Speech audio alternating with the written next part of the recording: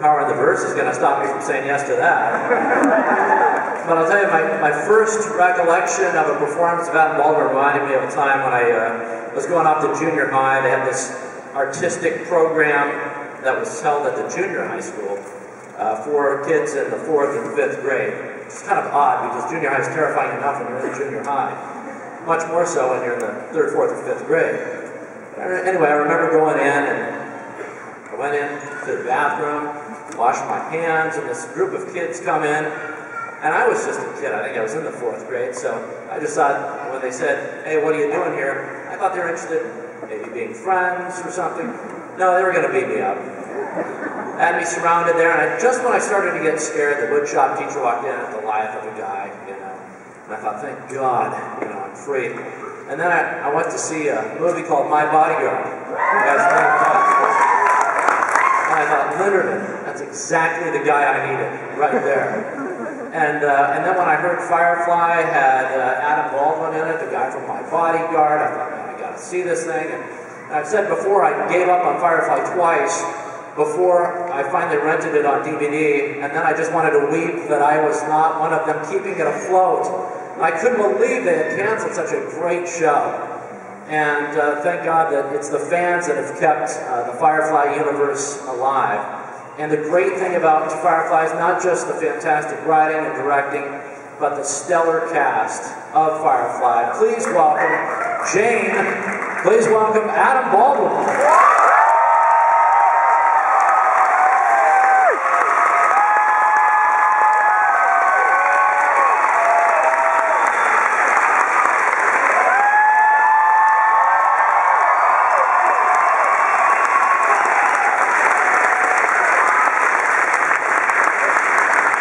Nice couch.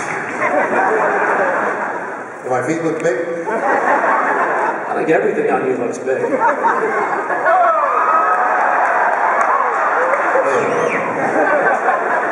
It always has to go there, doesn't it? I didn't say we shower together, I just said you look big on the couch. Come on. Alright, what do you think of that?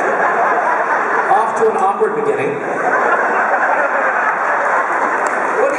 Do you ever imagine what the home life of Jane Cobb must have been like?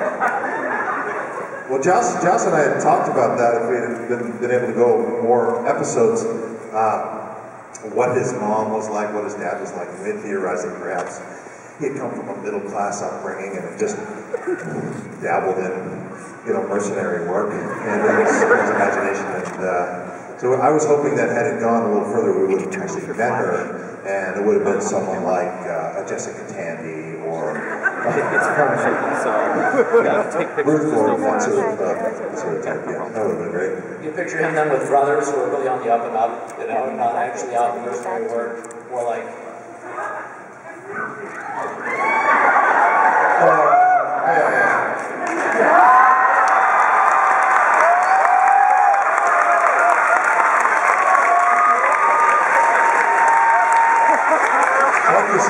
Someone was very kind enough to come up to my table and hand this t-shirt off to me, so I appreciate the gift. I love that.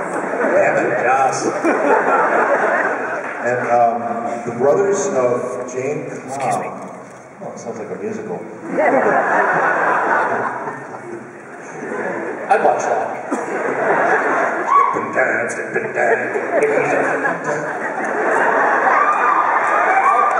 How loyal do you think Jane was? One of the big internet debates that I've seen on Fireflies is, was Jane really loyal to Captain Mal, or was it all about the money? How do you see your character there? Money. Mal grew on it in the as the series unfolded. He obviously was in it for the money, but there was a betrayal of loyalty in that one episode called Ariel, where I almost got airlocked. And early on, I was thinking, geez, I better make this character lovable, because the first dinner that we had with Joss, he said, you know, this show's not called any of your characters. All expendable.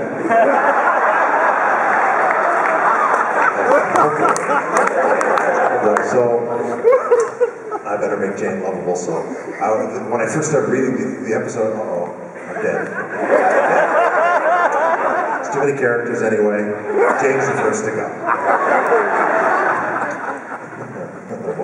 question. You answered it. Was Jane truly loyal to Captain Baldwin? I mean, did he become that, do you think? Yeah, he didn't think he was doing wrong by dumping off the dock and his crazy sister. They were a risk. Right. Let's go. And when you first started Firefly, did you have any idea how special that show would be for fans? We wish there were 3 million more of you.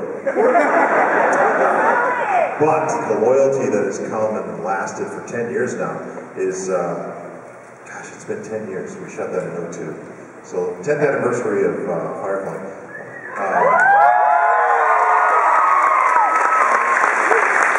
Really amazing the love that's been carrying that show forward and into another generation. And I get kids coming up all the time to me and saying, "I just love Firefly. You're gonna do more, right?" And so I can tweet it, like if somebody won the Mega Millions and they were a Firefly fan, that they would give us another, just write a check.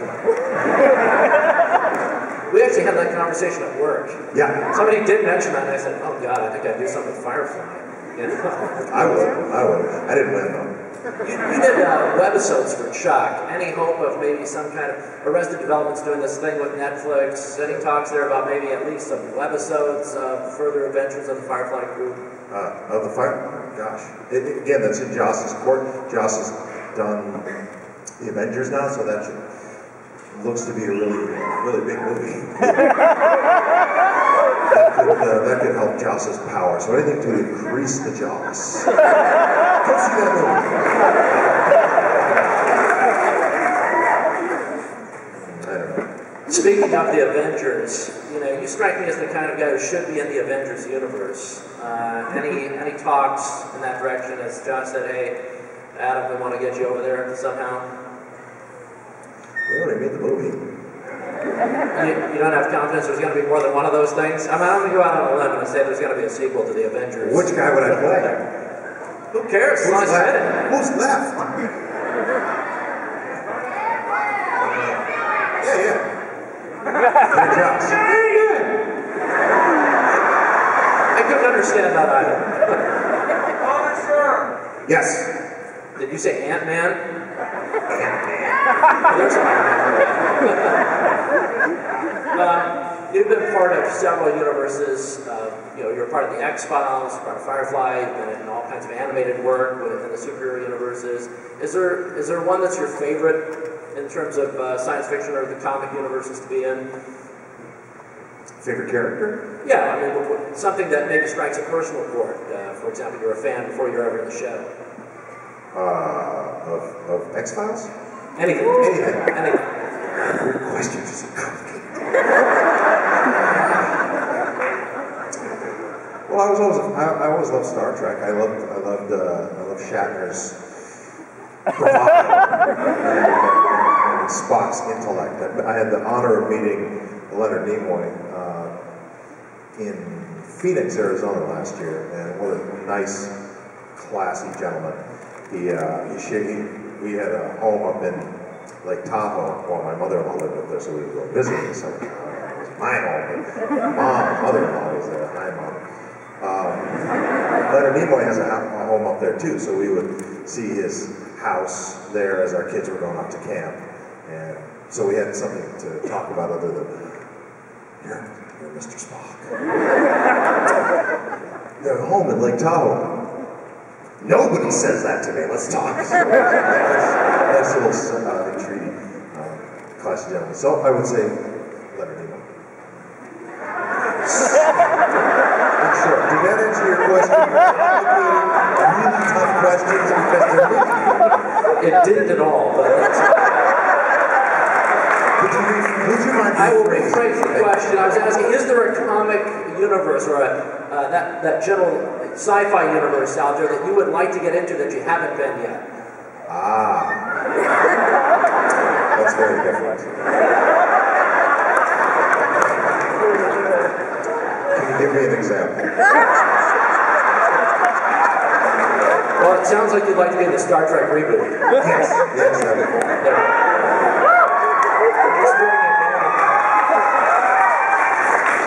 much as I would dread sitting in that makeup chair for 4 or 5 hours every morning, all that stuff on, I think it would be fun to get all that stuff.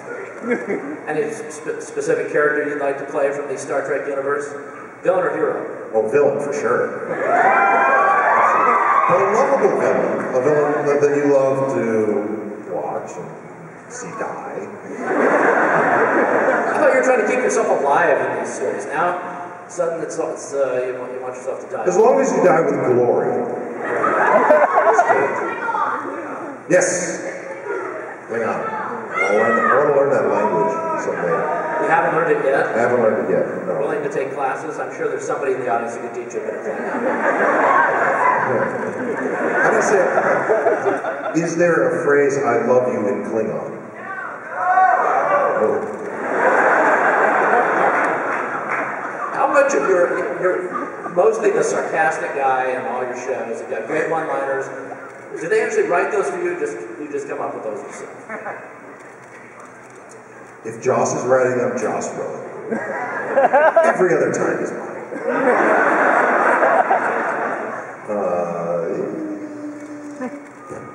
How much of it's your personal? How much of your personal? How many times do you get to extemporate?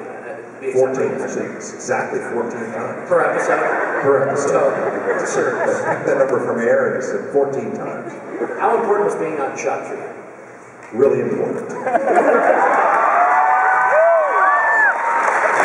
Because Zach Levi is tall, and Yvonne Strahovski is tall, and when I saw them in the casting session, God, I hope he gets Chuck because he's tall, because then I got a better shot than that short guy. That's true. They hired the short guy on for a guest spot. Bad guy killed him. But Chuck was 5 years at work. Firefly was only half a year at work. So it was a very opportune time for me because my kid was in college, so I helped finance that. So these are the practical applications of working. For those of you parents out there who know, my kid graduated, I got a raise.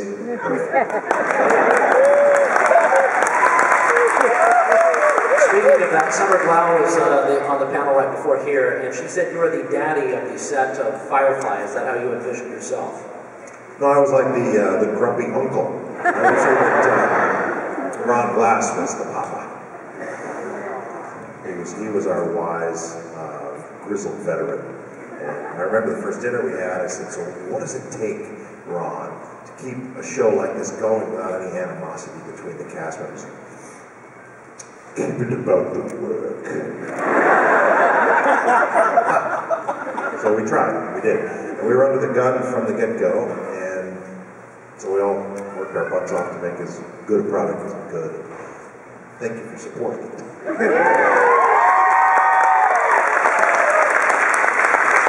We need 3 million more. There really is two of your biggest series there, Chuck and Firefly, were kept alive by fans. That's got to be a huge boost for you. Fans and Subway sandwiches. Yeah, that's awesome. You worked with Stanley Kubrick and Joss Whedon. Tell us about working with Kubrick and how that was different from working with Joss.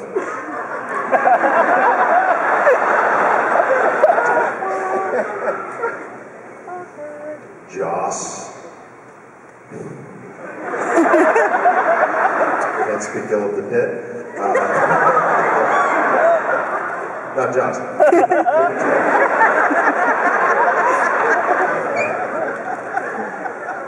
Well, Joss was very hands-on as far as performance would go. If you ever had trouble figuring out a rhythm or a line, because he would write things in Chinese sometimes. How do we do this? He would be right there hands-on. Stanley was more of a standoffish guy. Just do it again, and again, and again. You suck. Do it again. So Joss was more of a confidence builder, performance-wise, for us, and Stanley was more of a long-term guy, and it was an honor to work with both. And they're brilliant and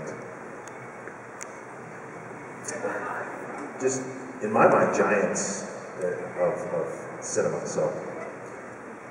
In your role in My Bodyguard, I think a lot of young people related to Linderman being the big, great protector. Do you still get a lot of fans coming up to you talking to you about that role and its meaning?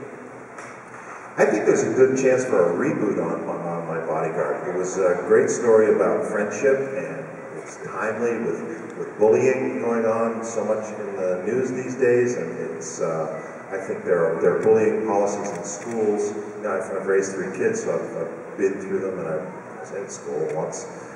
So that it goes on.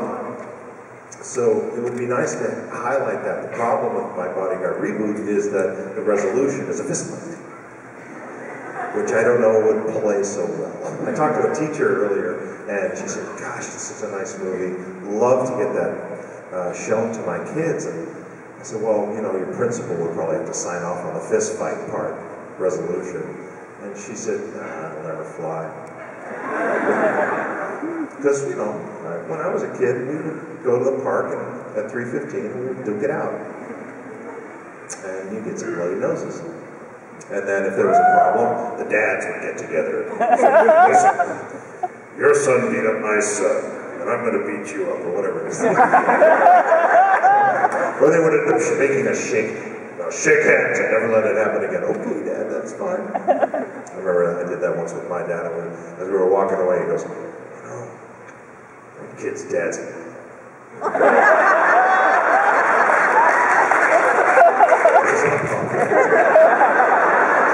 What's been the highlight of your career so far, for you personally? Sitting here right now.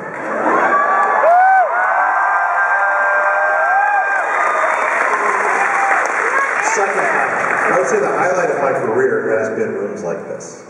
I've been in maybe 100 rooms like this with people like you, sending love my way, or with Summer, if she's sitting on the panel. I've done it with Chuck, I've done it with Firefly, and it means more to me than just dancing around on a set, creating a character, figuring out what the props do. That's fun, but this is the feedback you don't get when you work in film, so I really appreciate, again, the love that you throw our way. It's right back to it.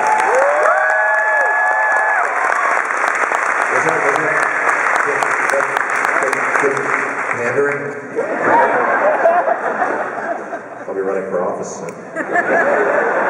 Not in this city, but... Thank God. Couldn't make it in this city, but it's not a camping contribution elsewhere. Christopher Judge, Stargate fame, I was interviewing him on my radio program, and he said that the key to your heart was scotch. And I thought, for fans, what bottle should they send? Good scotch is good in small amounts. Bad scotch in large amounts, not so good. Just taste it. Why, did he mention last night? He's not awake yet. How much of, what's been the most meaningful experience with an individual fan so far with you? This one. What's been the second? I don't know, it's hard to, how do you pinpoint one? I love meeting children, when children come up with their parents, and there's that generational connection. I met a guy named Herb yesterday. I don't know if Herb's out there or if his son is out there, but he's this great old guy, and he was just happy to be there. And, so to see like I said, an old guy and a 3 or 4-year-old kid, or the bright eyes of a baby just going, what the?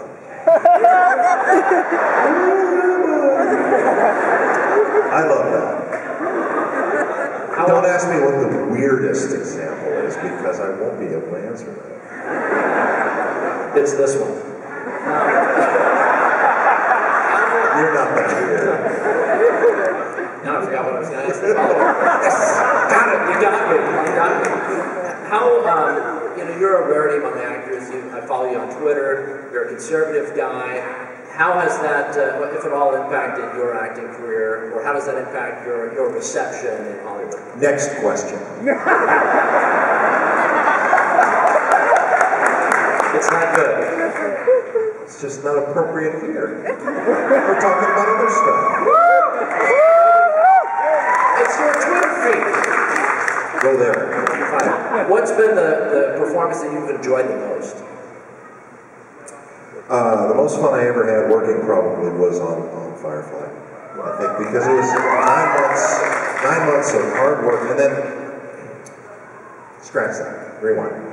Serenity, the movie, because it was redemption for a show that had died, basically. It killed off, and Joss's willpower brought it back to life, and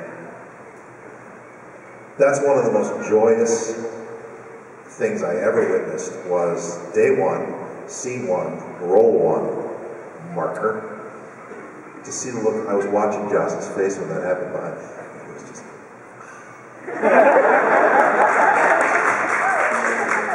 so happy. He had worked so hard to get it back up in the air. And then the work on the movie was just great. Hard, fun, physical, hilarious. What do you look for in a role? Money.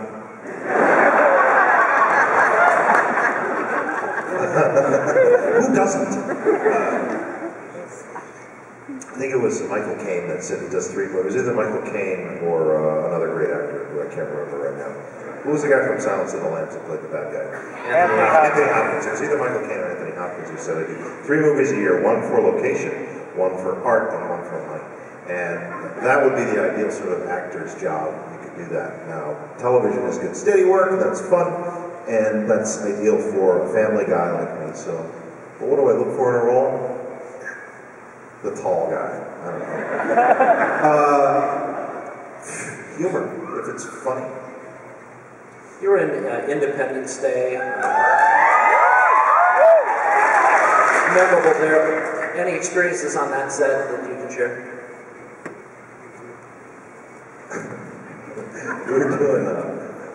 We were out on the Bonneville Salt Flats. It was 130 degrees in the sun, and for some reason we're hunkering under a tent, and everyone was chugging Gatorade just to stay hydrated, and the medic was passing out emergencies to make sure everybody wouldn't pass out. And for some reason, Jeff Goldblum and Judd Hirsch broke out in a Jewish Death of the Salesman. They just started riffing, and this is surreal. We're out here in the middle of nowhere, it's 130 degrees, and they're going, Biff, what?